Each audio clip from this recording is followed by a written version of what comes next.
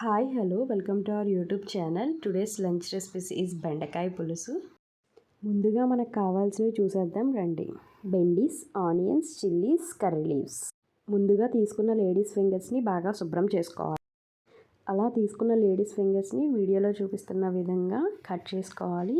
ఇది బెండకాయ పులుసు కాబట్టి మనం పెద్ద పెద్ద ముక్కలు కోసుకుంటేనే బాగుంటుంది.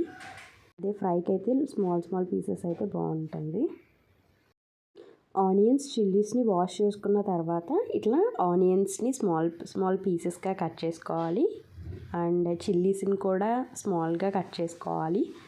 బెండకాయ పులుసు కాబట్టి 2-3 చిల్లీస్ ఆన్ చేసి ప్యాన్ పెట్టి ఆయిల్ వేడెక్కాక పోపు దినుసులు వేసుకోవాలి.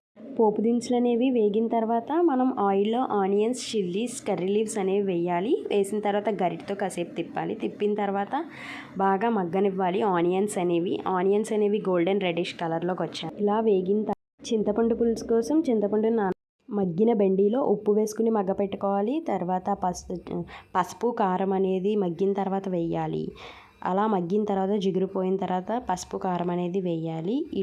కారంలో మగ్గిన తర్వాత కొంచెం వాటర్ అనేది యాడ్ చేసుకుని ఇలాగ మరగపెట్టుకోవాలి. బబుల్స్లా వస్తే బెండకాయ అనేది బాగా ఈలోపు మనం కావాల్సిన బెల్లం.